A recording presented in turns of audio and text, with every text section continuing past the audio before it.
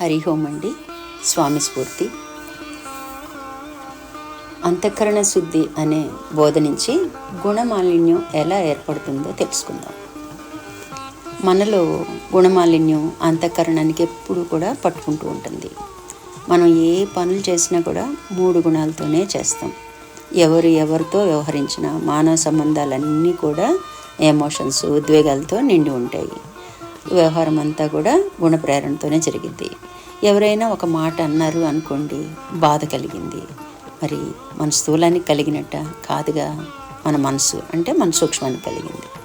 ఈ సూక్ష్మ శరీరం అంటే ఏంటి అంటే ప్రాణము మనసు కలిపి ఉంటాయి అన్నమాట. ఈ సూక్ష్మం ఏం చేస్తుంది? అది కదులుతూ ఉంటుంది. అంటే మనసు కూడా ఎప్పుడు చూడండి ఆలోచనలతో కదులుతూ ఉంటుంది, కదిలిస్తూ ఉంటుంది. దేన్ని కదిలిస్తుంది? మనల్ని. అది ఆలోచించడమే కాకుండా ఈ స్థూలంతో పనులు చేయిస్తుంది అనమాట. అందుకని కదిలిస్తూ ఉంటుంది ఈ సూక్ష్మ శరీరం అనమాట.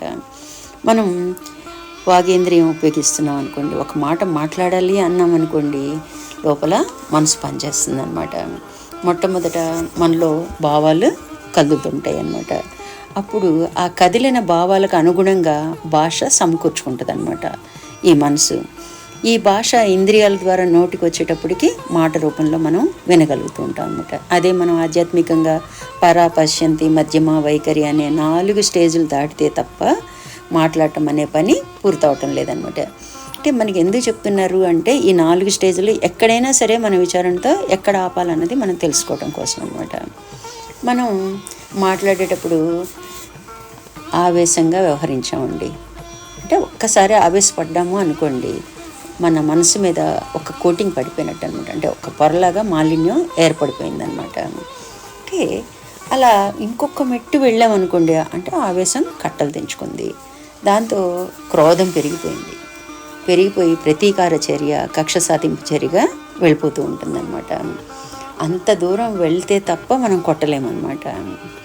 మనకేం చెప్తున్నారంటే ఎగ్జాంపుల్గా ఒక తండ్రి ఒక పిల్లవాడిని ఇలా మందలించాడు, సరిగ్గా కూర్చో అన్నాడు. అంటే అక్కడి వరకు బాగానే ఉంది, శాంతంగానే చెప్పాడు, సత్వగుణమే కనిపిస్తుంది అనమాట. కొద్దిగా స్వరం పెంచాడండి అంటే రజోగుణంలోకి వెళ్ళిపోయాడు, అంటే గుణమాలిన్యం మారిపోయిందనమాట. అలా ఆ గొంతు పెంచడంతో పాటు ఇంకో మాట వాడాడు, అది తమో గుణం. ఈ మూడింటిని మనము ఎలా రద్దు చేసుకోవాల్సి వస్తుంది?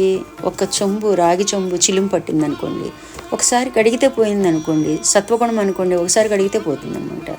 అదే రజోగుణం అనుకోండి 10 సార్లు కడగాలంటే చిలుము పొరల రూపంలో ఎక్కువ సార్లు పడిందని అనమాట. ఇంకా చిలుము బాగా పట్టిందనుకోండి, అంటే తమో గుణ వ్యవహారం ఎలా ఉంటుందంటే 100 సార్లు కడిగినట్టు కడగాల్సి వస్తుంది అనమాట. మనకి కోపం పెరిగి లోపల బీపీ ఎంత పెరిగితే ఎదుటి వాళ్ళ మీద దెబ్బ పడిద్ది అంటే, మనకి నార్మల్గా బీపీ 120/80 ఉంటుంది కదా, 200-300 పెరిగితే తప్ప ఎదుటి మనిషిని మనం కొట్టలేమన్నమాట. అదే క్రిమినల్ అనుకోండి ఇంకా ఎక్కువ బాధిస్తాడనమాట. ఇట్లా మన జీవితం గతి తప్పిపోతుందన్నమాట. అంటే పూర్తిగా మాలిన్యాన్ని అంటగట్టేసుకుంటూ ఉంటాం అన్నమాట. మరి మనం బాగా ఆలోచించాలి, ఈ గుణమాలిన్యాన్ని ఎలా సంస్కరించుకోవాలి అని. మనకి ఈ సంస్కరించుకోవడం అనేది మనం మరొక వీడియోలో తెలుసుకుందామండి. హరి ఓం. శ్రీ గురుభ్యో నమః. హరి ఓం.